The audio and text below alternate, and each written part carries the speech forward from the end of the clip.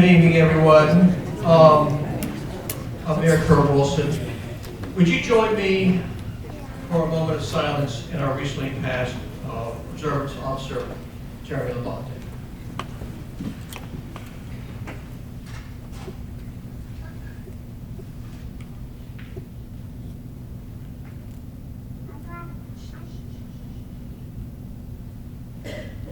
Thank you very much. Well, hello everyone. Welcome to Roswell. I am Mayor Kurt Wilson, and welcoming you tonight to Congressman Rich McCormick's Town Hall, hosted here at the Roswell City Hall. This to us, where my council members and I are very used to accustomed to these size audience for our council meetings, almost looks the same size. By the way, we're not encouraging you to come to city council meetings at this size. But we're glad you're here tonight. Thank you. I will tell you, one of the key priorities for us as a group, for the council and our staff leadership, has been to strengthen our relationships at the federal level and at the state level, ensuring that Roswell's voice is heard in both Washington and Atlanta. Tonight, we're grateful to have our 7th Congressional District, Congressman Rich McCormick, here with us tonight, providing our residents with direct access to, obviously, federal representation. But before I begin, I would like to thank and introduce you to a few people that are very important to our city and do a great job, beginning with three of our Roswell City Council members, our Pro Tem, Councilmember Lee Hills,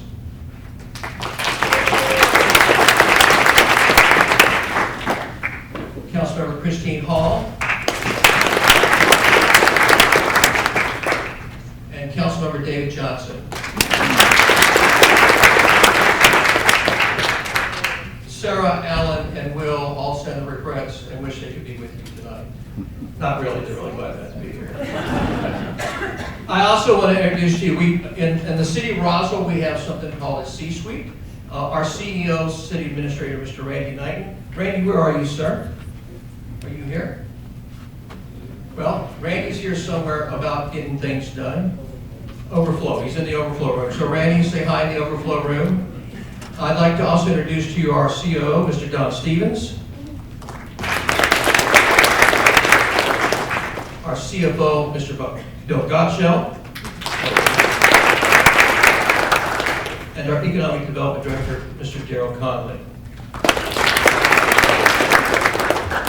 For those of you who may not know, Congressman Rich McCormick's background is nothing short of impressive.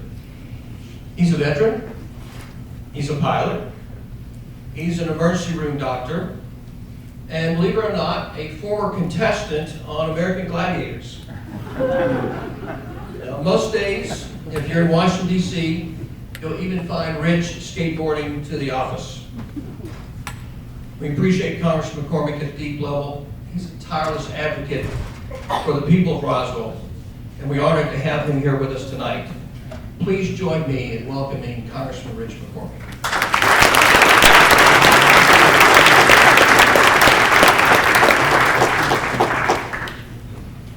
I want to first thank the mayor for being such a gracious host, and as well as the city of Roswell. Happy to be with you guys here today. I will tell you this, I want to be accessible. I want you guys to express your opinions, but realize that in this room there's probably about as many opinions as there are people. Realize that in any organization, it doesn't matter if you're in politics or a family or a church. You're not going to find two people that agree on everything. As a matter of fact, if everybody in your church agrees with everything the minister says, you might be in a cult. We're not in a cult. Not as a party.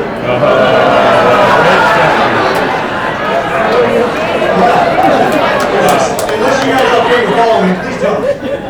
Because that's not what I'm about. I want to respectfully disagree. I disagree with several people in my party, and that's okay. You're going to find that that's the American way. Our Constitution was designed to protect the individual rights of the ultimate minority, which is the individual. So when we approach this, realize that our government is designed on purpose to not be so effective that we can change dramatically. And this is one thing I will differ. some of us. But I think we're supposed to change very slowly. We're supposed to have great balance of power. This is my beliefs. I'm not talking about anybody else's beliefs. I'm talking about my beliefs. You represent us? In the Constitution, I believe it. But it's supposed to be an ineffective government, so it will never become more powerful than the people themselves. That's my belief. Well, So, when we talk about this, that's my premise I come from. And I understand that not everybody agrees with the way that I think, and I probably don't agree with the way you think many times, but it will be a discussion. And hopefully it will be respectful, because when I come at this, I'm not trying to convince you that you're wrong. I'm trying to convince you that I care. And if you call any of our office, it doesn't matter. We never ask if you're a Democrat or Republican. We don't ask what your gender is or what your race is. We don't care what city you came from. We ask, how can we help? That's what we have. And we have one of the top constituent services in America. And we'll help you with anything. By the way, if you have a passport you need, you have a problem with the IRS, the VA, anything that the federal government oversees, we'll do our darndest to get you that help. So know that first. That's beyond all politics. It doesn't have anything to do with partisan, okay? So if you need your help, call us. You can heckle me tonight and call me tomorrow. We're still gonna help you, okay? So know that's where we're coming from when we talk about our services to you.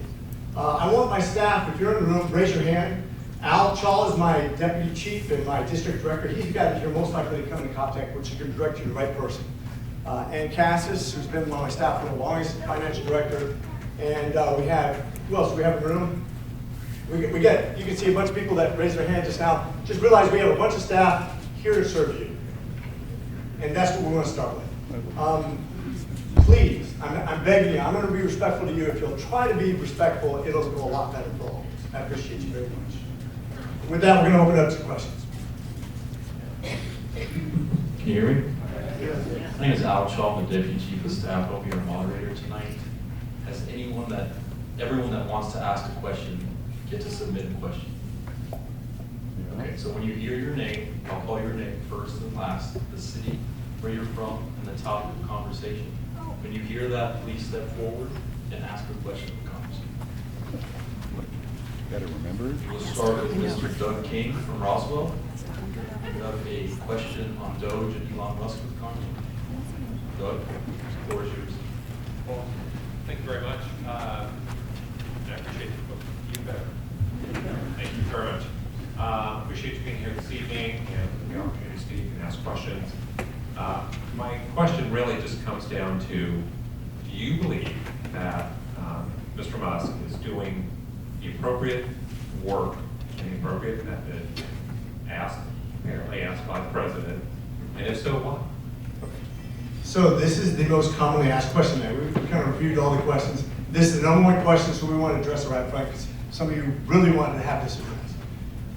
Let me explain how the history of the review process in government works just historically. When you go all the way back to Carter, Reagan, Clinton, Obama, Bush, they all had review processes. Sometimes it was called the Grace Commission, sometimes it was called digital services. They always had access in order to review where the money goes in government. President Trump renamed it the DOGE, but they have the same information access as the digital services. I'm going to explain something. So for about 1 hour, one person had more access than they were supposed to. He didn't use it. He didn't even know he had it. And then they closed the loop. Okay, are you guys familiar with digital services? And I'm being serious. Yes. Digital services, which tracks money and where it goes, right? Yes. Now, we know for a fact that, first of all, for those people who say, well, he's not elected. You're right, he's not elected. No bureaucrat is elected. Not one person in the government bureaucracy is elected, nor is any appointee. They're not elected. So we can set that aside. They're government employees. He's being paid by the government. I would like to be able to finish, if you don't mind, then you can make your comments. They're government employees that have access to information in order to track where the money is going. There's a lot of people upset about this because they think, oh, these people have access to my personal information. Guess what? The IRS has tons of information on your personal information. This is going to go really slowly if you don't let me finish. You gotta let me finish. You gotta let me finish. When you have any classified information, whether it be in the military or anything like, there's a need-to-know basis for each category of information you have access to, based on what bureaucratic agency you belong to. what you're assigned to by design of the government. Now, when you have access to information, and I've researched this, and you can say you have contrary information, and we can continue to look at this, and I continue to give you documentation that shows exactly what they have access to. I'm happy to do that with my staff, happy to issue that publicly. I'm not trying to hide anything. Then do it. No problem, I'll do it. I'll do it. Publish it. The access they have of the information, and I researched this as well, and basically I get to go in places where I have to go into a skip in order to get access to certain information, right? That's secret information. And even if I have access to information, that doesn't give information outside that purview. And so it's very specific to my qualifications for the job I'm trying to do. Same thing goes for digital services. Same thing is supposed to go for DOGE. Now you can say that's not the case, but I will show you the information that we're giving guidance on. And that's why you have lawyers, and that's why you have Supreme Court, and that's why you have oversight and balance of government. When it comes to assignments, they are government contracted. They have a government assignment. They are hired in the government, even if they're not paid. They're government employees. They're contracted. They are. That's just the simple truth. And I can show you the paperwork on that too. We'll post it. That's fine. You can disagree with me all you want, but I'm just telling you the way it is. And I get that you don't agree with me and you think I'm not telling the truth. But that's unless they're lying to me. You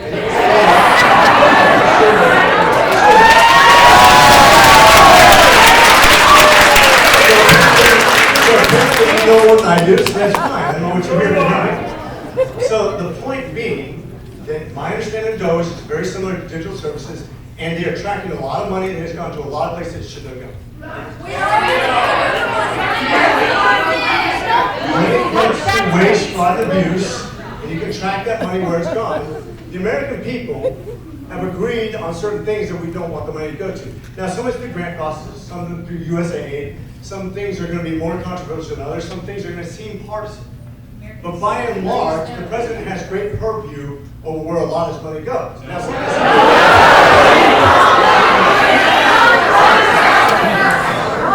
I'll pause whenever you want. You can go and yell if you want, but I can't understand 10 people, let alone 100 people at once. Not the president. And you are doing us a disservice to set that down and not stand up for us. And you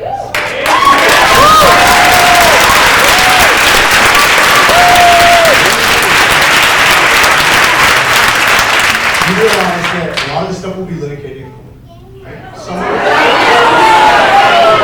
Oh, no. You don't think it's going to be litigated in court. You don't think I'm going to stand up for you.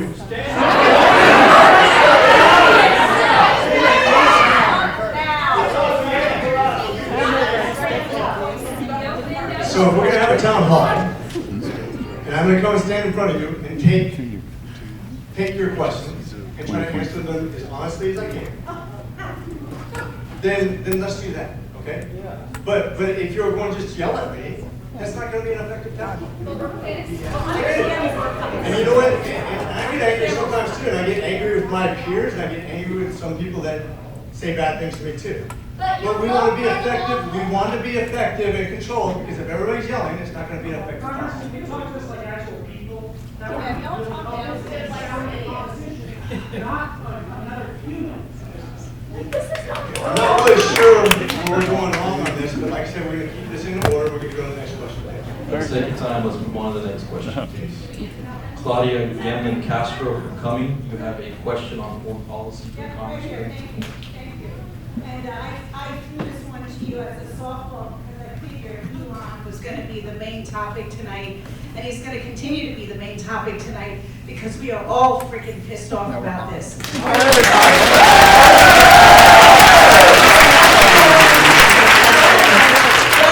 to your experience as a service member, thank you for your service.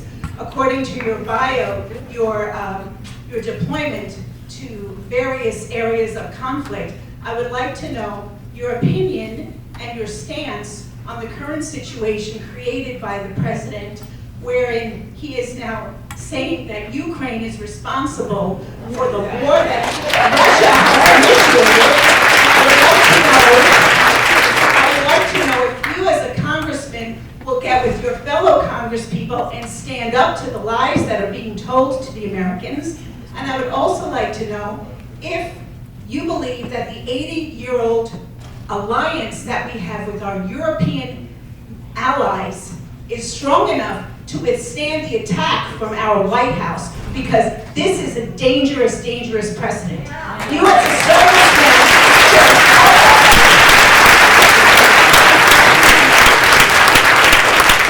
So you're right, I spent over 20 years in the military. I spent a couple deployments in the Persian Gulf, a couple tours in Africa, a couple tours in Korea, a tour in Afghanistan as head of emergency medicine. I happen to be a NATO parliamentarian. I've actually voted on NATO. I've had legislation passed in NATO. I stand firmly with NATO. I believe that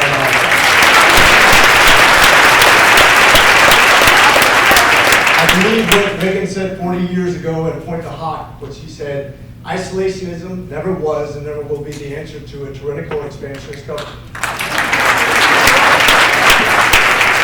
I've been to Kyiv. I've actually sat with President Zelensky in person.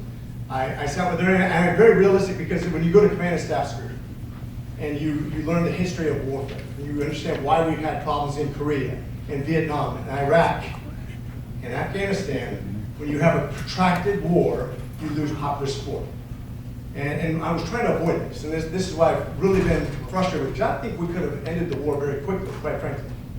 If Europe and the United States, which is a cumulative of $47 trillion, goes against Russia, who has a GDP of $2 trillion, we should be able to defeat them pretty rapidly by sanctions, by undermining their energy production, and by overwhelming weapon systems. I think we could have ended this very quickly if we would have just come with force and done what we're supposed to do. We didn't do that. We collectively, Europe, United States, Ukraine did very well. Because Zelensky's, what I believe was bravery, Zelensky was able to, with his countrymen, blunt a first world army, which has, from a country that has 5 times the population and 20 times the GDP, was able to stop them in their tracks, destroy half their armor, and had about half a million casualties, because these guys were fighting for their home. I support that. And I told President Zelensky, I said, if you really want to continue support, because I understand how that waxes or wanes over time, right? I said, just make sure that the money goes to the place it needs to go, because Americans won't understand if it goes to a teacher's pension, and they'll understand if it goes to the military to fight a war, but we have teachers' pensions too. And Answer the question, yeah.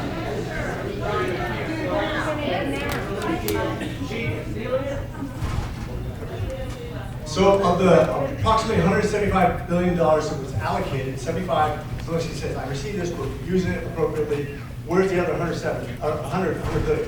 Trump also says, where's the other 100 billion? Now, a bunch of this went to USAID and a bunch went to the World Bank, and it was supposed to disseminate in an appropriate manner. That's what we're investigating.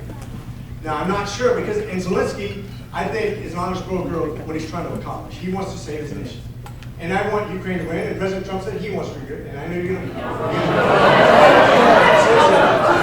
But it's in our best interest. It's in our best interest, in my opinion. And by the way, this splits the Republican Party down the middle. Half Republicans support. Vote against them then. I have repeatedly spoken up. Where? I'm speaking about it right now, and I voted for the floor. And I have voted for Ukraine support every single time.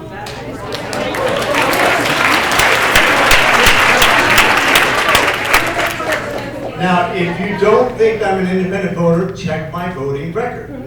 Yeah. I voted for Ukraine every time. I've been over to Ukraine. I've talked to Zelensky. I don't know what else to tell you. I want them to win. I continue to stand. I just made my statement. I stand by it. We have David Eustice from Roswell. Excuse You're not me. going to do that, sir. David Eustice. Excuse me. I butchered that last name. Sorry, sir. Roswell. You have a DOGE question, specific DOGE question for the Congressman. Yeah.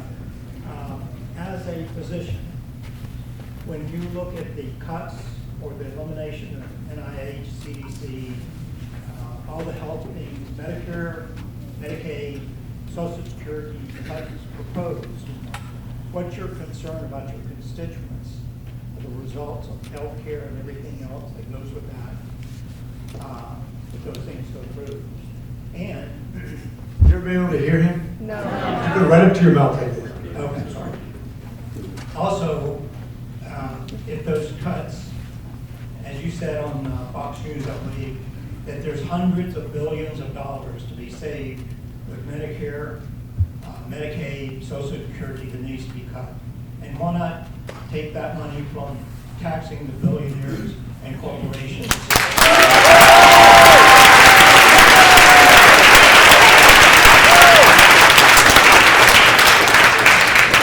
We'll start with the last and then work backwards, just for the sake of taxation. So I'm a big consumption tax guy. I believe that people who have more spend more. They can't hide their money if you don't have loopholes. I think the taxation system has benefited billionaires because, quite frankly, and you're probably gonna have issue with this, but if you think that billionaires are a partisan issue, there are more billionaires that get more money to the Democrats than the Republicans. That's just a fact. And if you really want to dispute that, just check, Google it. Don't take my word for it. So here's the issue though. If you have money in the bank, you can't tax it. Just sitting in the bank, right? It's when it's used for consumption, or when it's earned. That's right. You're right. So as long as there's loopholes, all kinds of loopholes based on our tax system. This is why I say consumption tax first. But we won't get into taxation. That's too controversial. Let's get back to what you're asking. You're talking about the Medicaid, Medicare. His original question was, there's a lot of cuts that are coming down. What are we going to do about Medicare, Medicaid, and Social Security? Actually, President Trump has been pretty quick to say he doesn't want to touch Social Security. Now, I believe we have to. And let me tell you how. Let me tell you how. It's a bipartisan solution. Please listen. I've talked to several of my Democratic colleagues about a bipartisan solution to Social Security. We'll start there, and we'll work down to the other two here in a second. You can actually adjust it, and you have to, by the way. If you don't do something in about 7 years, we'll have an automatic 21% cut. We won't vote on it. That just happens. It's already built in. I'm trying to stop that from happening. Lift the cap. Can we talk about a bipartisan solution, please? Something that Democrats and Republicans agree on, not a partisan way. Something that I'm willing to compromise on, okay? We have solutions that we agree on, that I have 4 Democrats that said that they were willing to. We're not going to take it away from anybody who hasn't. We're not going to take it away, change anything for anybody who's about to get it. But maybe if you're 10 years away, you adjust it by 3 months. You're 20 years away, you adjust by 6 months. You're 30 years away, you adjust it by a year. Lifting the cap. When you have $36 trillion of debt, and you're the world currency, you're the standard world currency, and you're paying $1 trillion of debt interest per year, is not going to fix the eventual economic collapse of the United States. It's just not. It's just not. If you don't do something with Social Security, Medicare, and Medicaid, which is 75% of our budget, is mandatory spending. Military. 75%. Google it right now. We can. 75% of your budget is mandatory spending. We have a 30% deficit. If you cut all of your military and all of your discretionary spending, you still have a shortfall. We are heading towards a cliff of where we will no longer be the economic standard of the world, which we've been since 1972, and you will lose your place in history, you'll lose your buying power, your interest rate will go up, and you'll add $9 trillion. We're all trying to get through this. Let's be respectful while the Congressman speaks. Nobody can hear when you're yelling. Okay. If you want the explanation, you gotta listen. Next question is for Christina, from Christina Provost from Roswell, on schools and childcare. Christina, the floor is now yours. Christina has the floor.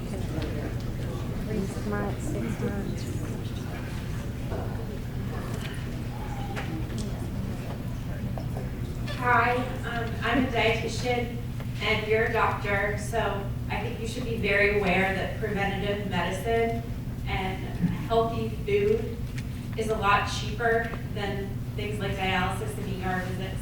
So based on your comments about the possible like school lunch freeze and things like that, just as a mom in this community and with the talk about the education cuts and the school lunch cuts, what are you gonna do? Like, will you make sure hungry kids get fed and 5-year-olds aren't picking berries? Or are you going to?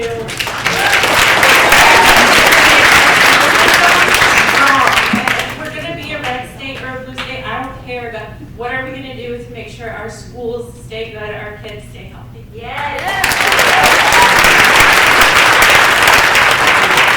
So actually, I'm an educator for 4 years. I taught in private and public schools as an associate professor. I take education very seriously.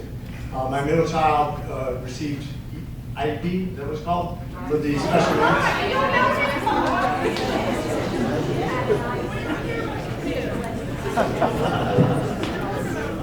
needs. So this is my middle child who's full grown now and doing well in college, who I've encouraged to go to a technical school so he can make a living and not be replaced by AI, and do some things that really would benefit his life based on his individual talents. I take education very seriously. I think AI can be transformative. I think we're...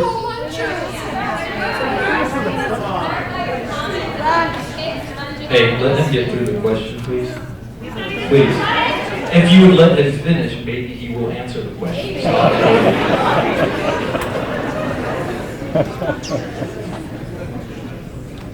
You asked about educational solutions.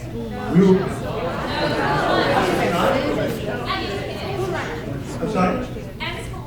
I'm getting that. Hey, if you don't want me to talk about educational options, then I won't talk about it. Let's talk about school lunches if you like. Okay, we'll do that. We're going to skip the second half of your question so we can get to the meat of that. Okay, if you're talking about the CNN interview, and the interviewer said, "Are you saying the 5-year-old should?" What did I say next? Of course, I'm not talking about that. Neither should he. Now that's where we disagree. I think if you're sitting at home and you have the ability to, if you have the ability to go to work and you're in high school, why not go out there and develop your work ethic and have extra money to take somebody on a date or do something? Why not?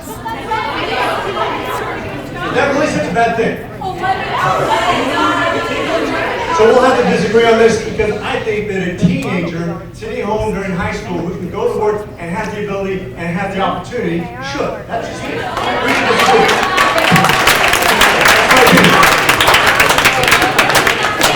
But I don't think, and to complete your question, no, I don't think that we should cut school lunches for needy kids. I don't. On the way. Moving on, James Maxwell for Alpharetta. You have a question on healthcare for the Congressman. James, the floor is yours. James Maxwell, Alpharetta. I think you submitted 4. I have a concern with the executive orders where President Trump cut out all the medical prescription drugs, and the research being done on lowering the cost. And I want to know your feelings on how you're going to help keep these programs in place. I have a wife who's fighting 2 different types of cancer right now. And believe me, our retirement has changed dramatically because of the high cost of prescriptions. And I want to know your opinion on that and what you might be able to do to help us. Okay, I love healthcare, and this is a great question, actually. So just to reiterate what you said is, how do we keep from cutting prescriptions and medications that are needed by people on Medicaid and Medicare? That's exactly what we want to do. We have a lot of waste, fraud, and abuse that can pay for that. We don't even have to cut the program by saving those programs specifically. We've identified, for example, in Medicaid, application process and the way that some people are billing fraudulently, that is basically consuming the resources that we use for normally for coverage that. I want to get rid of the egregious behavior by insurance companies who are making denials of pre-approval processes, making denials in payments, making sure that we have enough money in the system to pay for those kind of medications. I think the Medicaid, Medicare system is very important to say. We're going to have an 11% automatic cut in Medicare if we don't fix the way we do it and make it more efficient. AI can help us with this. It really can. We can save probably it's a $5 trillion industry per year in the United States, and it's the fastest inflationary cost. Second highest cost to all businesses, biggest cost to government. It's 27% of our budget is healthcare right now. When we pay $2.5 trillion into healthcare, we don't have the product to show for that investment. That's worrisome to me. And I think we could streamline, find out where the money's being allocated in the wrong ways and make it much more efficient, deliver the goods, and still save some money on the back end of that by getting rid of a lot of things that shouldn't be spent on. We spend 25 cents out of every dollar spent on healthcare. It's administrative costs. AI can eliminate a large portion of that and make us much better at what we do. Why is he talking about AI? Next question. Vishruth Taiwan from Marietta. You have a question for the Congressman on immigration. Vishruth, floor is yours. So I'm a high school student. I'm a senior this year working in colleges. I'm a senior this year. I'm in high school. I've been looking into schools, especially in state, because it's cheaper. However, I don't get open Zell because I'm blocked due to residency status, and I've tried to contact you guys, and not much has been able to be done. So I just want your opinion. Do you feel that it's fair that someone that's lived here for 17 years does not get access to open Zell, even though they meet the academic and SAT requirements?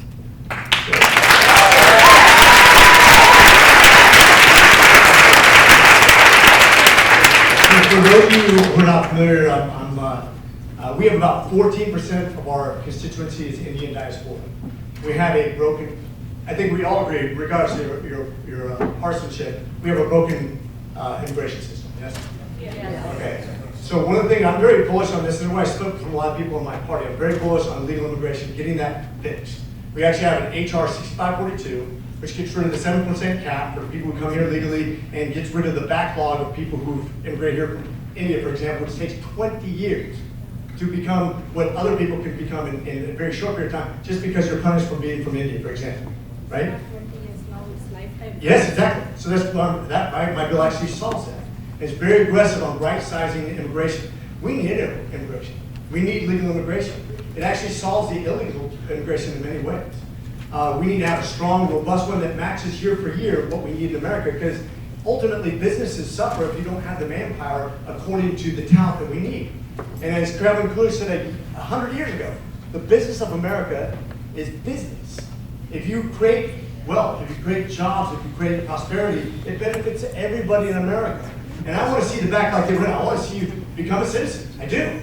I legitimately do. And I'm working hard on my own party and with the other party. We have 16 Democrats and 16 Republicans co-sponsoring my bill because I believe it's a bipartisan issue. And I want to help you. HR 6542. Can you guarantee us I'm that working the on it. president? I can't do it by myself, guys. I can't change the law by myself. Larry That's why I get Lesueur. bipartisanship. Larry Lesueur from Canton. You have a question on DOGE, specifically as it relates to foreign affairs. Yes, I want to say that from a conservative perspective, the approach of DOGE is completely 180 degrees. They've been indiscriminate and they take the chainsaw to these things. We've seen that with workers from the nuclear workers, the NNSA, our nuclear stockpile, and CDC workers working on the bird flu being fired by DOGE and then having to be rehired when someone realizes, oh gosh, we need those people. Why is the supposedly conservative party taking such a radical and extremist and sloppy approach to this?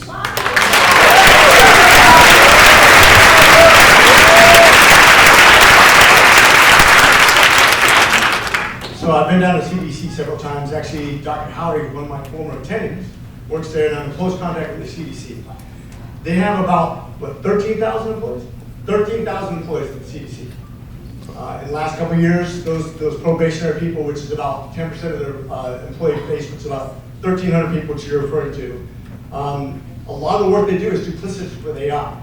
Once again, one of the problems we have. I happen to be a doctor, I know a few things, okay? Here's what we know. If you have 13,000 employees, and I'm sure you're aware of the size of government, the second biggest leading job creators in the last 4 years has been government. Next to healthcare. Healthcare first, government second. If we continue to grow the size of government and we can't afford it, it's going to have shortfalls in your Medicare, Medicaid, Social Security, and other things that we can't afford, guys. We have to make some decisions.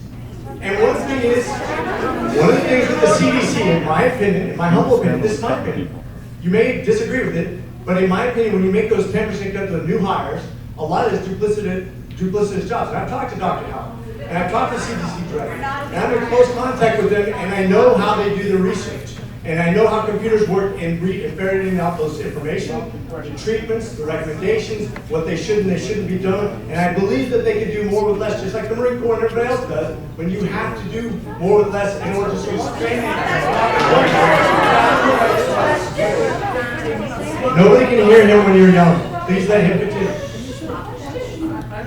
Trying to do more with less. That's reasonable. What's not reasonable is taking this chainsaw approach, which they obviously admit when they fired these people and then decided, oh, we fired the wrong people. We've got to bring them back in. Why is this being jammed down the pipe so rushed and sloppily? So, my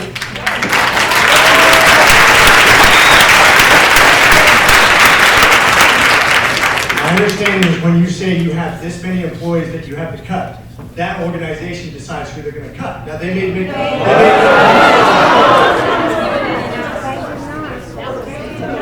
They're being forced to cut, but not necessarily who to cut.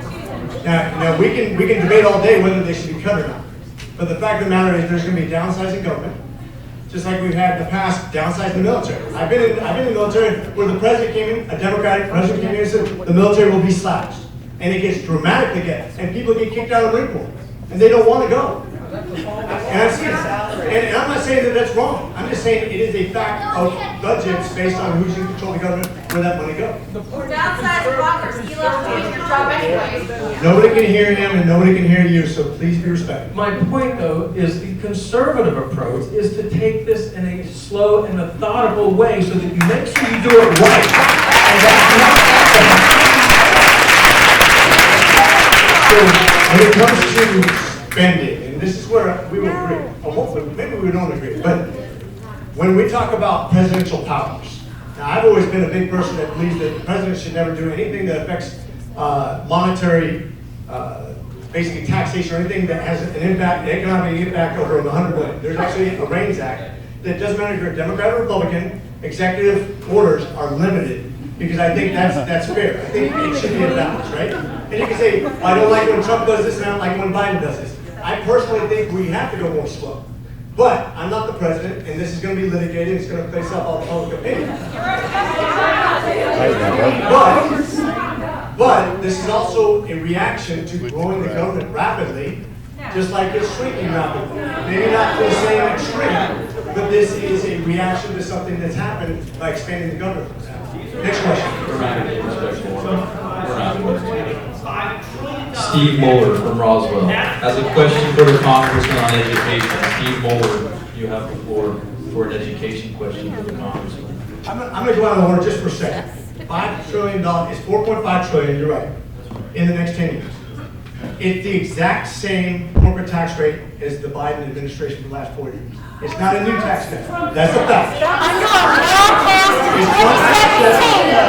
From 2017, which Biden's economy benefited from for 4 years with an increase in revenue. That's a fact. You can disagree all you want, but that's a fact. Because we're not going by CBO's scoring, we're going by dynamic scoring, and that's a fact. Next question. Next question. Steve Muller from Roswell, you have an education question for the Congressman. Steve, if you were here. Steve's question was, what are you doing to increase the number of Georgians entering vocational careers? Great question. So this actually applies to my middle son, who's doing very well in college but doesn't have an idea what he's going to do when he graduates. When you talk about vocational schools, you're talking about technical colleges, and this has to do with revamping the education system, quite frankly. A lot of people are getting degrees and they have nothing to apply that for. They take these huge student loans, and it's not just in private institutions, but also in your public institutions because of the student fees and other things like that. You can see the price of education is incrementally changing almost as much as healthcare. And there's no result for it, too. If you think about it, a teacher can give you 80 slides or 40 slides. You're not going to learn faster based on the number of slides. We're getting ranking schools based on the wrong criteria. Not on your ability to train somebody for a job, but on some weird news ranking based on how much grants you get, what teachers you have, but not the educational output of the school. And what's result is we're not getting people that can actually do the jobs. You want to make as much as a doctor, you can be an aluminum welder, you can be a plumber, you can be an electrician. That's my son. I have one son that's a mechanical engineer, one that was working in the defense industry, and one that I think should be a plumber. But that's just based on personality. But these trade schools, I think, are wonderful. You can make literally as much as a doctor and not worry about being replaced by AI, and you don't have to take huge student loans to accomplish it. We should be encouraging our children to go into these kind of career fields because they're going to do very well, and they're not going to have to worry about their future when they have their job. It's great educational return on investment. It's funded by Carl Perkins grant, which is federal funds run by the Department of Education that is on the cutting board right now. So under protective time if the Department of Ed. If we're going to talk about the Department of Education, we'll get into that. So let's talk about the Department of Education. So when you take a federal tax and you employ a bunch of bureaucrats and then give it back, you get less. If you take the taxation directly from Georgians and you invest it directly into linear tech or whatever, linear tech's fine, where my son's probably going to go. I want to see it survive. I want it to be cheap. I want it to have all that money go directly to the school, not to a bureaucracy and then be given back with strings. I want the maximum amount of money to go to that school. I don't want it drained off by DC. I don't want DC telling you Georgians what to do with your education system. Let the money go directly to you. That's it. Question, Rory Robichaux from Roswell. You have a question on DOGE and Elon Musk. And he may be in the overflow room, so I'll read this question. Mr. Robichaux asked, what is your opinion regarding the president's need to abide by the U.S. Supreme Court's decision regarding impoundment? I think you meant. Do you feel the president has the right to not spend funds budgeted and allocated by Congress?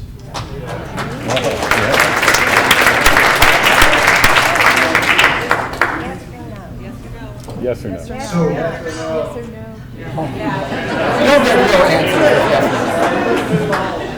Well, he's going to vote one way, yes or no? Right to hold up allocated funds. Yes, he has the legal right to hold up allocated funds. Okay, we disagree.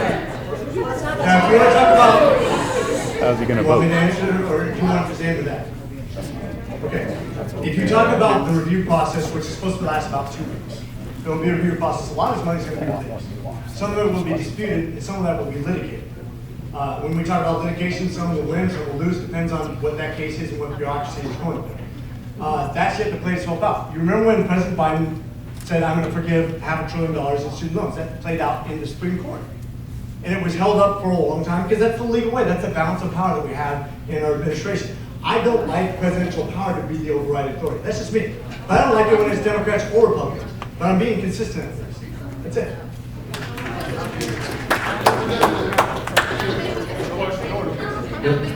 Mr. David Fidge from Canton, you have a cancer research funding question for the Congressman.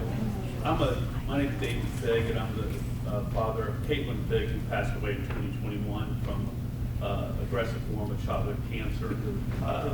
Her cancer drug was ADA friendly.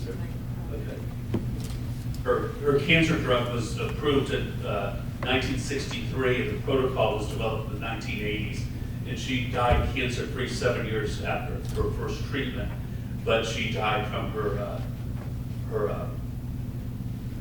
treatment protocol was so severe that it ended up killing her. She died cancer-free 7 years later.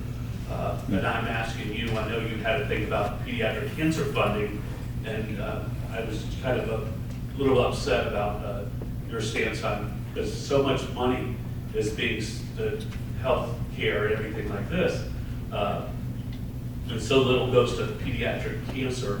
Matter of fact, it was just 4% of the federal spending on cancer research was done for pediatrics specifically, and we're so behind, as with my daughter's case, having a drug that's 60 years old and having a protocol that's over 40 years old. We could do better than that, and I just want to know why. I think the children should get a bigger share of the federal tax dollar that's going to cancer research, and you kind of thought that philanthropy would do it, but philanthropy does do it. I'm on the board of advocacy for the Raleigh Foundation, and what they do is they seed the initial funding, And then once it gets started, that finds out it's a worthwhile trial, then they get turned over to like a research college or something like that, and then it gets funded. That money needs to come from the federal government, unfortunately, because there's no philanthropy that can fund that kind of research. So I worked at CHOA, and I grew up at CHOA, and I believe, and I'm a youth minister for 20 years. Childhood cancer is something that's very near and dear to my heart. And I have friends that went through residency with me at Morehouse and Emory that really have put their heart and soul into this. And so it matters to me too. And I would encourage you to realize that the government will contribute its portion. But I think that you talk about the wealth in this country. We have more wealth than all the other countries in Europe combined, easily, by $7 trillion per year. $7 trillion per year. Realize Russian, that's in excess of all of Europe. If you combine, think about Russia, it's a $2 trillion economy, right? We have so much money in this country. We should be able to tackle things like that from these philanthropists, if you will. Now, but be careful though, because everybody has a great cause. This is a great cause.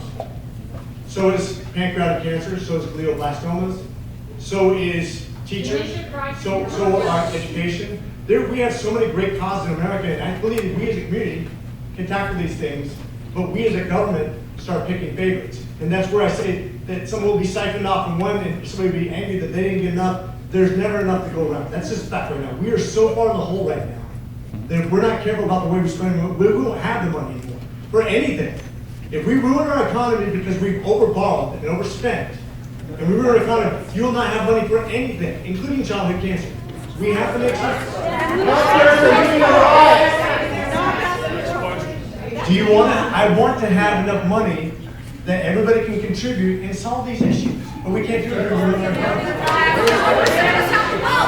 Christopher Caruso from Cumming. Do you have a question on foreign policy for the Congressman? Chris? Yes. Thank you. Thank you for McCormick for coming here tonight. So I do have a question on foreign policy related to the Panama Canal.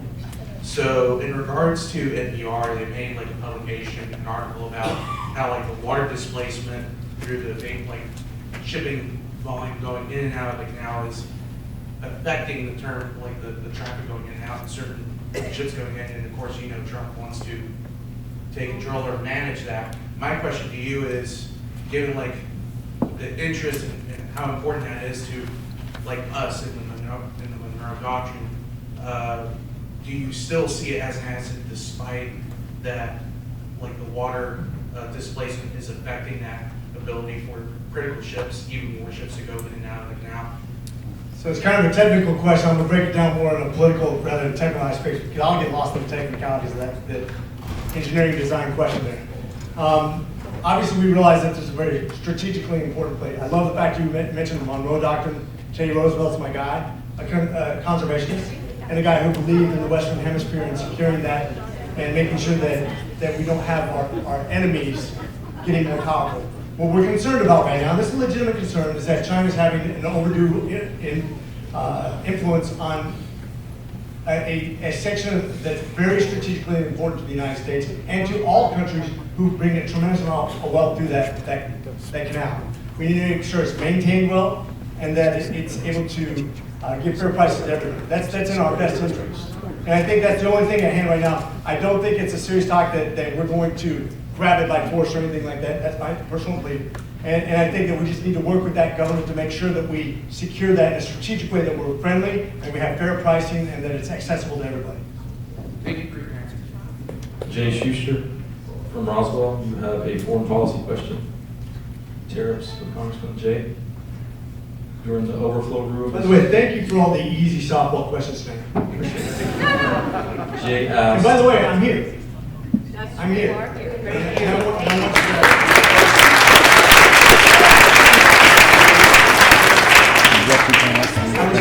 I respect the difference of opinion, and it will continue to be an honest discussion. Jay has a question. He may be in the overflow room, so we'll read this. What is the expected outcome of Canadian tariffs? Most of the tariffs were immediately lifted because they conceded.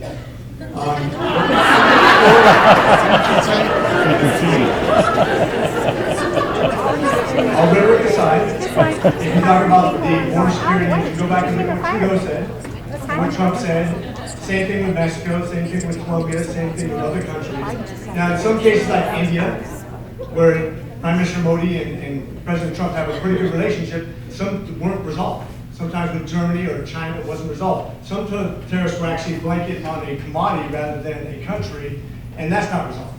I happen to be a minimalist when it comes to tariffs. I'd rather not see anybody have tariffs. That's just my personal opinion.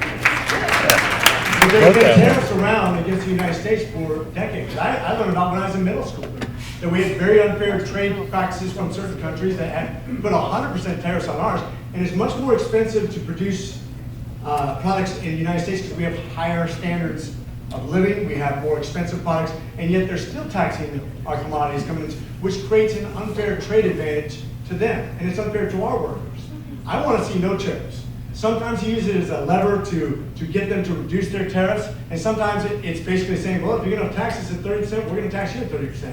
But it is a tool that has been used historically, and many of the tariffs that President Trump put in his first term were kept by President Biden for a reason. Now, we may disagree with that. I disagree with most tariffs. I'd rather not see any country give tariffs. But they do, and so there's sometimes reciprocal tariffs on other countries for strategic reasons. George Auger from Cumming, you have a debt question for the Congressman. George, floor is yours. And if you're in the overflow room, George's question is, our debt is at 130% of GDP and will reach 140% before the end of your term. When Greece's debt was at 140%, they failed and were bailed out by the EU after agreeing to cut social spending and raising the retirement age. What is being done to cut the debt now? So this is a bipartisan issue that actually started under George W. Bush.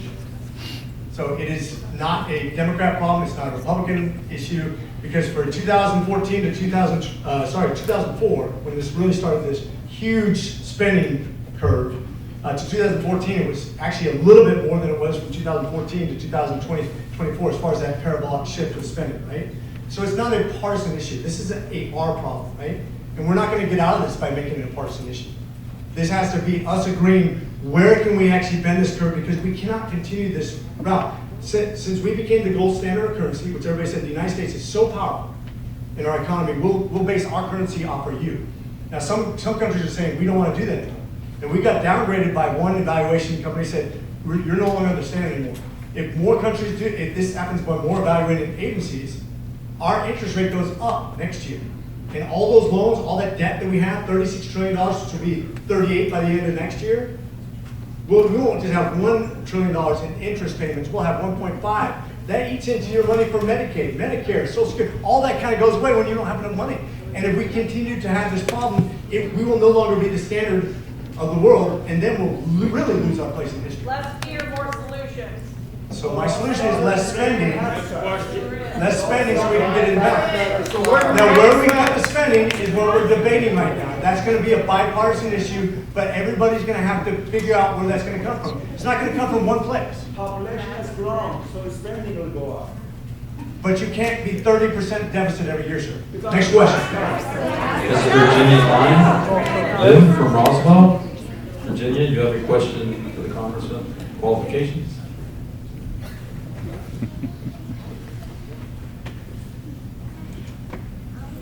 Thank you so much, Congressman, for taking my question. I do so appreciate it.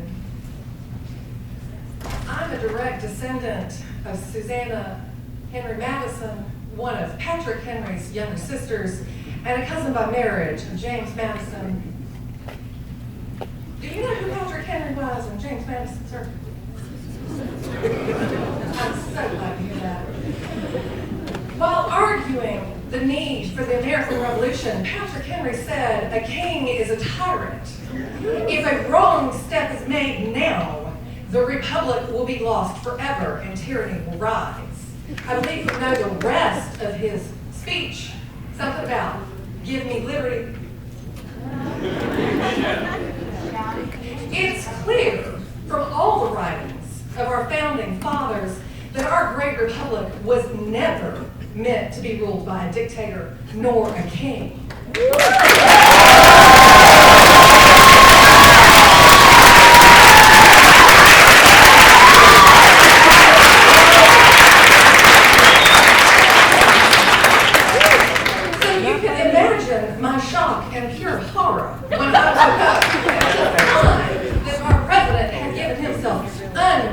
unprecedented executive powers, and then within a few days, named himself king to his followers.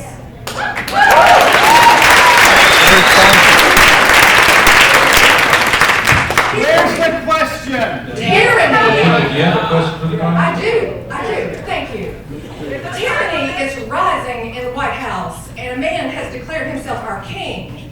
So I would like to know, rather, the people would like to know what you, Congressman, and your fellow congressmen are going to do to rein in the megalomaniac in the White House.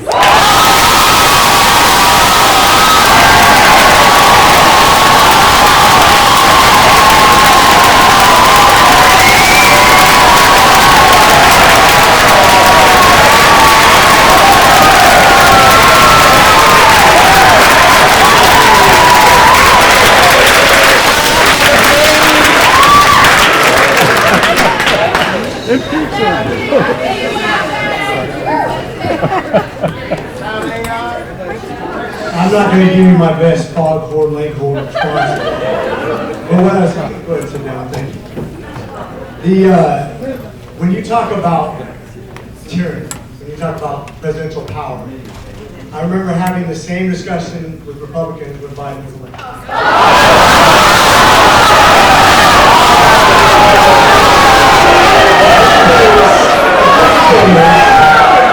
The funny thing is, you're sitting here and a lot of you would probably say those January 6s who were yelling just as loud as you. So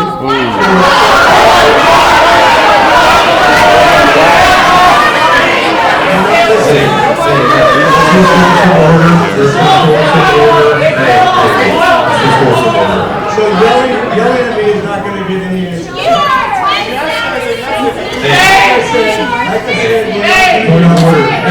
get to the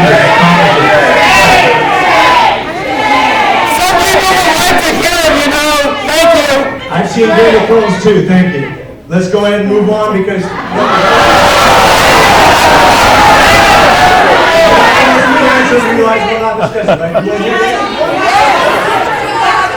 if you stop yelling, I will answer, otherwise we'll move on. All right, answer.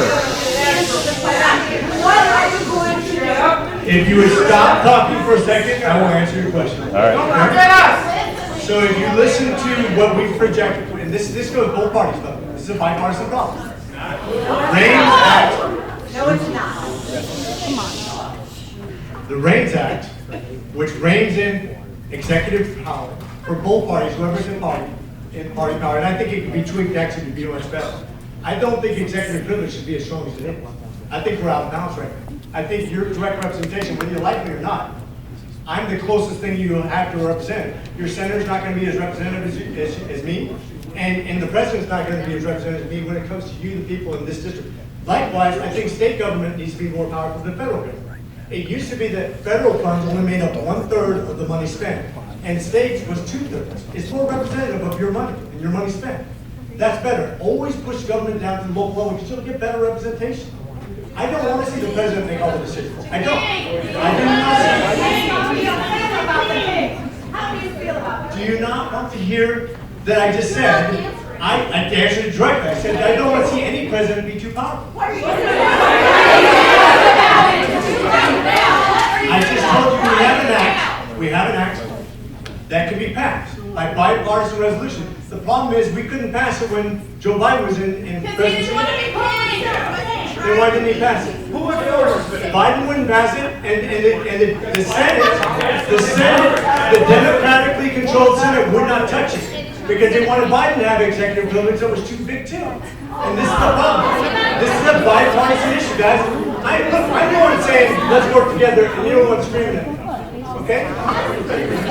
Let's be fair. I'm telling you how you solve this, and you're saying no, we don't want to hear it. We want to work together. Hey, let's move on to Karen Yelling at me is Skalanka. not going to solve this problem. Karen Skalanka from Roswell. Karen, are you here? So the floor right now is for Karen Skalanka from Roswell. She has a debt question for the Congressman. Karen, if you're here today. Okay. So her question is, so if there's a huge deficit, then why does Trump and Republicans want to have unlimited ceiling? Do you support this unlimited debt ceiling? What are you going to do? No, I don't. I don't think that anybody should be without accountability. Now, we may disagree, but I'm consistent on this issue. And realize that I'm saying that both sides, I blame the Republican Party and the Democrat Party for our problems. I said we have Democrat and Republicans that work together to solve these problems. And I think this is a problem that we can only dig out together. Now, if you look at the legislation we passed, we're top 10 in the legislation passed. Why? Because I work well with others. I don't call people names. I don't yell at people. I don't tell my Democratic colleagues that I disagree with vehemently. I don't call them out and say, you're a bad person. What I do is I go to I literally had, even on things that are pretty polarized, I had 20 Democrats vote for my bill because, why? Because I'm But the king does all that. Why can't you condemn him?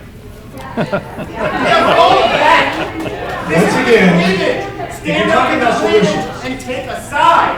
Moving on.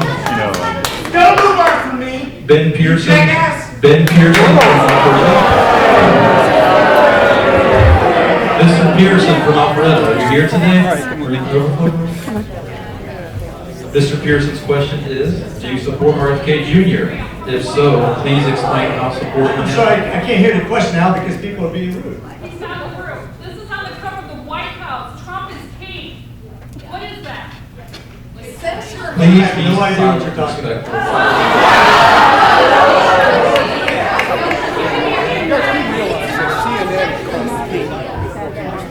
Since the early days of the establishment of this country, we've avoided that sort of We're going to move on to the next question, sir. We're not going to have a conversation. We're going to move to the next question. If you're yelling, that means you're part of the problem, okay? Ben Pearson from Alpharetta, which I don't think you're here, or maybe you're in the overflow room, Ben. But his question for you, sir, is do you support RFK Jr.? If so, please explain how supporting him aligns with the Hippocratic oath you took.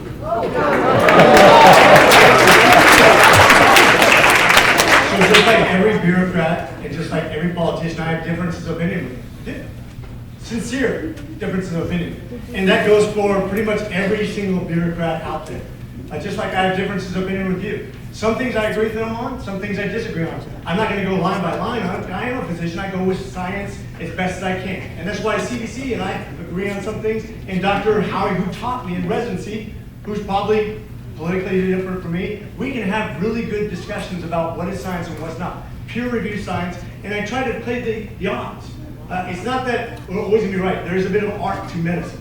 But you play the odds. When I give you an antibiotic based on your genetics and your difficulty, I'm assuming that this has the best chance of succeeding. It doesn't mean it's going to. It doesn't matter if it's a cancer treatment or an antibiotic or an antiviral. We do our best. Some things I disagree with RFK Jr. very much so.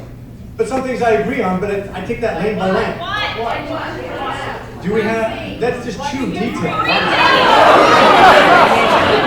So when he was going through the, okay, do you want to talk about vaccines? Okay, so I'm a proponent of your choice. If you want to get a vaccination, get a vaccination. If you want my opinion, that's my opinion. Here's the problem. I want to answer this out. I want to answer this. If you'll let me answer, I'll tell you why I believe this is important. If I force you to do something as a government, and I say, you will do this for the good of the people, I'm going to make you get a vaccination, you'll have more resistance by more people. That's just American people. We resist. Now, if I can convince you it's the right thing, now listen, I believe in vaccinations for a lot of things. I do. And I've encouraged it. And I've given vaccinations. And I served both on primary care as an ER doc most of my medical career, right? So, but if I say you must get this, people naturally have an idea that I'm not going to do what something you're telling me I have to do. It's much better if I can educate you and convince you than it is to force you to do it. You try to force an American person to do something and see what you get. January 6th.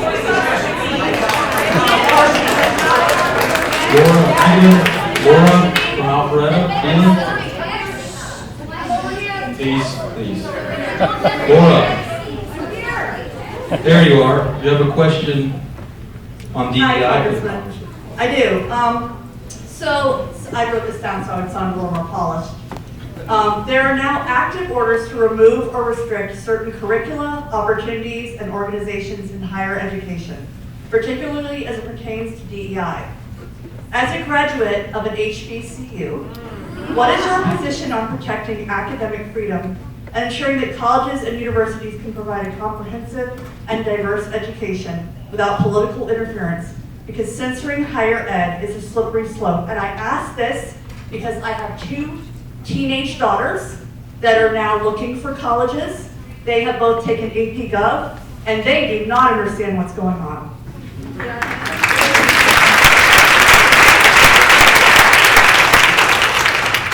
Very near and dear to my heart. You're right. I was president of the student body at Morehouse School of Medicine, a school that's 60% female, 80% black, 95% liberals. Believe it or not, it's not because I'm a white conservative male, and it was the same year Obama was elected president of the United States.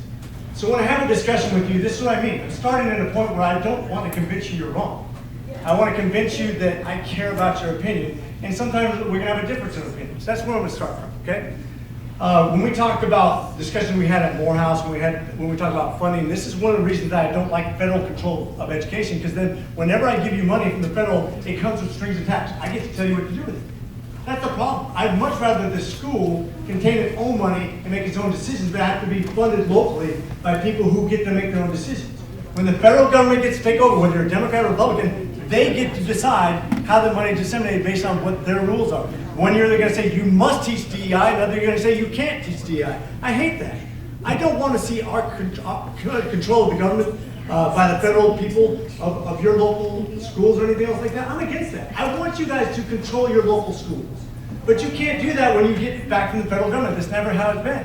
So if you want DEI, then fund it locally and vote on that. But if you don't want DEI, once again, the federal government, whoever's in control of rules, I hate that. I don't want the federal government to dictate. You're right, I don't like it. I don't like it. I don't like it. You're right, and then when the president said DEI had to be taught, it was. That's what I'm saying, I don't want that. I'm being consistent at least, and nothing else, I'm consistent. Go ahead. Ma'am, nobody's listening right now because they can't even hear you.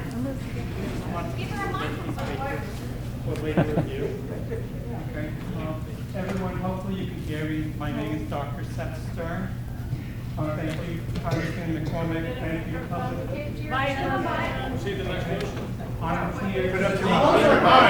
I'm here to discuss a condition called FTD, frontotemporal dementia. It's the same condition that Bruce Willis has, and it's the same condition I have. Me too. Okay. I And practice 56, medicine. and I got it. I practiced medicine for over 37 years. I brought into life over several thousand babies and had to retire due to difficulties from this condition. This is a condition that affects your ability to speak, to think, to remember things, motor skills, and even behavior. There is no cure, none whatsoever.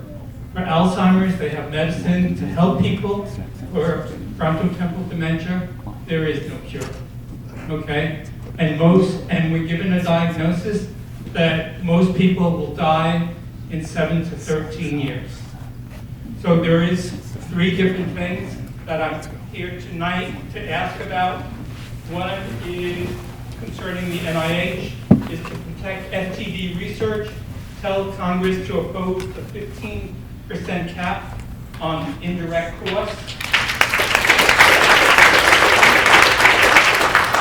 The second thing that I'm requesting, like many states in the United States, that they have a bill for frontotemporal dementia, if they create a registry to allow people to be on this registry so they can get assistance if needed. And then the third thing is that there's a nationwide week where they do frontotemporal degeneration awareness week. It's in many, many states, not Georgia, unfortunately, and it's scheduled for September 21st to the September 28th of this year. So those are the 3 things that I'm requesting your attention to.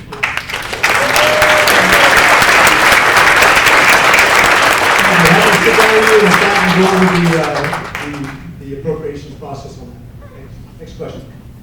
Mr. Glenn Renfro from Roswell. You have an AI question for the Congressman? Glenn, are you still here?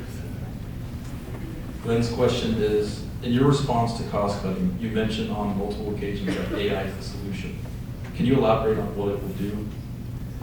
So I was on the only congressman to be on the AI task force as well as the cybersecurity. Technology is changing everything. As you know, job creation, the ways computer programmers will be unemployed. AI is doing all the computer programming going forward. It's going.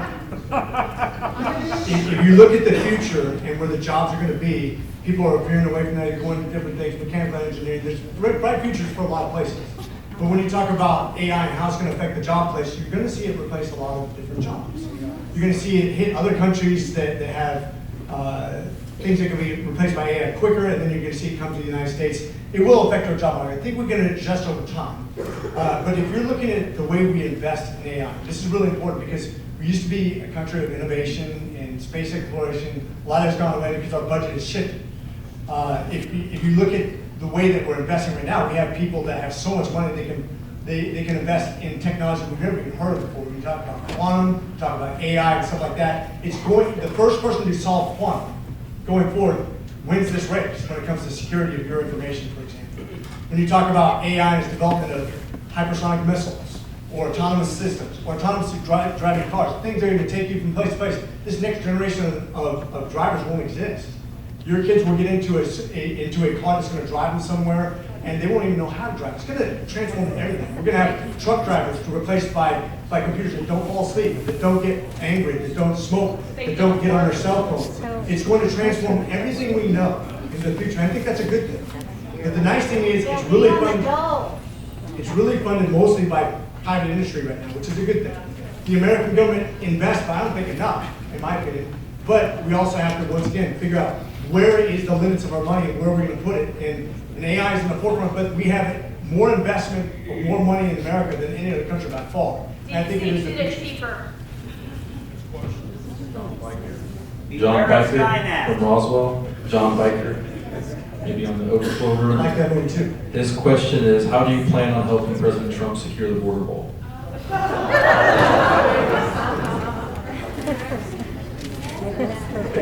So when you talk about the border, the southern border, there are several ways we can do things to make things better. Obviously, when 10 billion people come into a country and 2 million weren't even vetted, and we had, not that long ago, at least in our lifetime, we saw what just a few people can do who mean no harm to our country. Securing your security, your safety, is one of our paramount responsibilities in the United States government. I don't want to see anybody come in here we don't know who they are. It doesn't take many people to do real serious harm, and now today, with technology the way it is, that's a very dangerous thing. Now, I had an Uber driver the other day, who's being very honest with me. He's driving, he knew I was a contractor. He said, look, I'm here illegally. And he said, when I was coming up to Caribbean, I'm not making a story up, this is down in Miami, and he said, hey, I was coming up with a bunch of Venezuelans. I hid at nighttime because they were literally comparing who killed the most people. That's a reality of people he was coming across the border with. That was his story, not mine. He was scared to death. He said that is a large portion of people he was traveling with. Maybe it was not every caravan, but when you talk, you cannot believe me, but I'm telling you what he told me, a first-person witness. If you don't like that, I'm sorry, but that's the reality. We have a criminal element that's coming to the United States. We have a fentanyl death rate where we had over 110,000 people died last year. And when it's an ER doctor, I did not have a night shift in the last year of my career, which was less than, about 2 years ago, in which I didn't have an overdose. We lost 4 patients very personally. My youngest patient was 16, my oldest was 36. Those are the ones I couldn't revive. I had up to 4 overdoses per night. That's just the fentanyl issue, not the crime issue, it's not the rape issue, it's not the robbery issue, it is just one issue. It is a massive problem in the United States. Now we can do something with the demand side by educating our children and letting them know, when you buy drugs, yeah, you don't think you're gonna overdose, but they don't believe that because they're kids. They don't believe in mortality. They don't believe they're going to get cancer or overdose or anything like that. But if you teach them, by buying drugs, you're supporting rapists, murderers, people who do child trafficking. They're moral people. They'll stop buying drugs, and we'll solve this in a different way. You talk about the southern border, though? If you don't know who's coming across that southern border, we're in trouble. This is a serious bipartisan issue. And I think we have a lot of Democrats who believe that, too. That's why the The bipartisan border bill was not a good one. That's my personal opinion. Langford Porter Downey from Cumming. Are you here, Porter? Yes, sir. You have a question about a specific piece of legislation for the Congress? Yeah. Are you going to support repealing Big Brother? Are you going to support repealing big government overreach act that's during the last big... Can't hear you. Talking into this thing, maybe. Something called the Big Brother Government Overreach Act. That's sponsored by Senator Tommy over Alabama, and I don't know who the Congressman was. But that was something that was put in that big omnibus bill back in the Biden administration. And it really goes after all the small business people, which I've been for many years. So it's called, I think it's repealing big government overreach. Yeah, I'll cut the chain. I don't know about that. It sounds like a Senate bill that I wasn't exposed to. I'm happy to research and talk with you offline because I don't know enough about it. I will say if we don't lock in the TCJA tax rates of 21%, it'll punish small businesses more than anybody. You'll see that corporate tax rate go up and you'll be non-competitive. A lot of people go out of business. And that's, once again, locking in the rates that we already have to make sure that you don't have that strain on your business that you can't survive. I think it's really important to small businesses because it goes up dramatically if we don't lock that in. Remember, small businesses are paying the tax. Miri Wada from Marietta. I agree. I agree. I'm about to go out of business because of that. Miri, are you here? Wadwa from Marietta. Her question is, what is being done specifically to protect our national parks?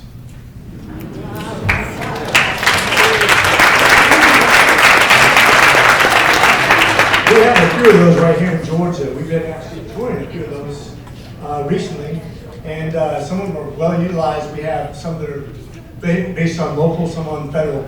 I'm a conservationist. I'm a Teddy Roosevelt fan. I believe we need to protect those things with all our heart. But I also think we can do it with efficiency.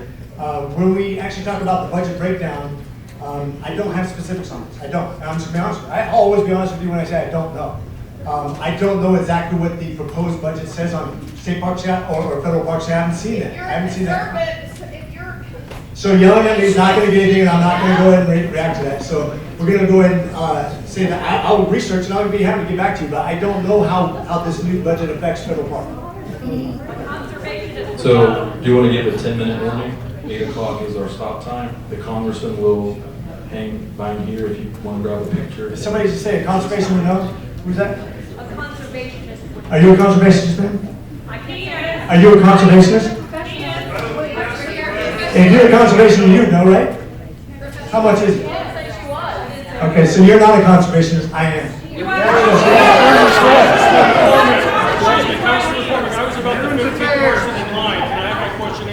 Ashley Brown. No, because everybody respectfully went through the process.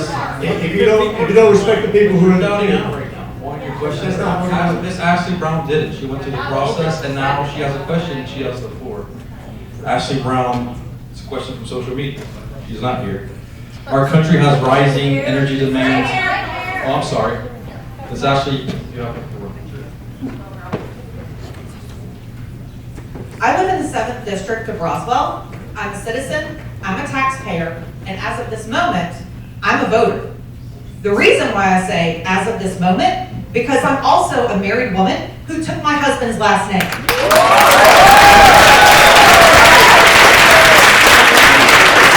This means that my birth certificate does not match my legal name. On January 9th, 2025, you joined as a sponsor of HR 22 SAVE Act. This means that me and 69 million women like me who have taken their spouse's last name will not be eligible to vote. I want you to look me in the eye and tell me why you are trying to take away my right to vote.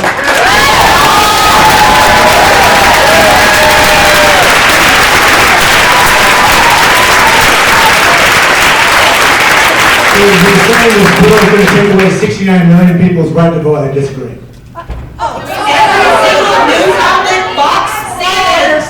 Every news outlet that is reporting on this are saying that it is going to make it incredibly difficult for any woman who has a married last name to vote. It is a voter suppression law that you signed on as a sponsor of, and I want to know why you're scared for me to vote.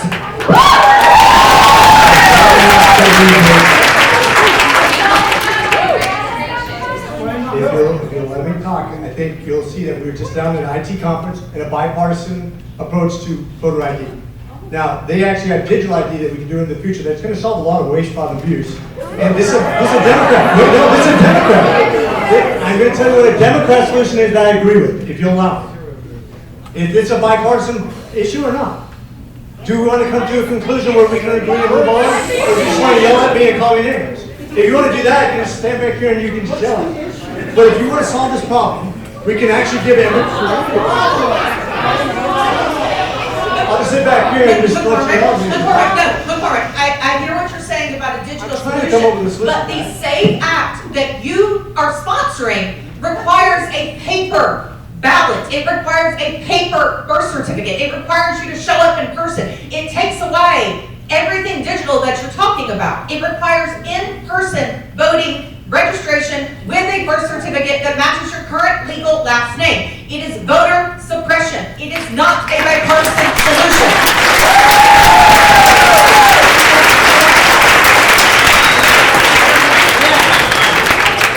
Mr. Kent Agramont.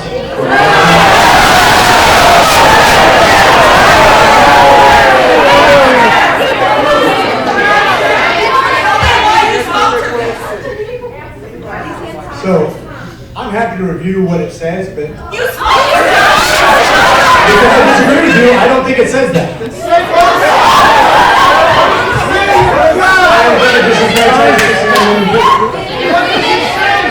You can yell all you want, or we can have a discussion, and you can come in, we can actually go over it. Look guys, here's the deal.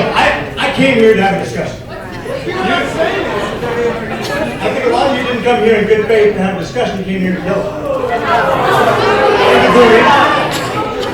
The fact that I came here was because I knew there'd be about 75% of people that were unhappy and I wanted to have a discussion about how we can get to the end point and solve some problems. I didn't have to come here, my staff didn't have to come here. Congressman has to say everybody. This is my, how many town halls have we done? Where are your constituents? None. We've done 4 town halls. You represent and I continue to come back, and I'll continue to come back. But if you want to have a discussion, we can have a discussion. But this is about solving problems, and not about just yelling at each other. Because once again, we don't convince each other by yelling. We convince each other by sitting down and figuring out how we solve a problem. Okay, so this will be the last question, and then it'll be your closing. Mr. Dale Jordan from Cumming, are you here? Mr. Jordan from Cumming asks, with Governor Kemp's appointment to the Council of Governors, how does that help you and our reps in Georgia and the state of Georgia? With Governor Kemp's appointment to the Council of Governors, how does that help you and our reps in Georgia? This is about Governor Kemp's appointment to the Governors Association. Governor Kemp obviously is a popular governor, won by mandate this last time, and I think he's done a pretty good job. When it comes to collaborating with other governments, this is what I love about state laws, and different states that think differently. You can actually compare and contrast states in the way they do government and see which ones work best.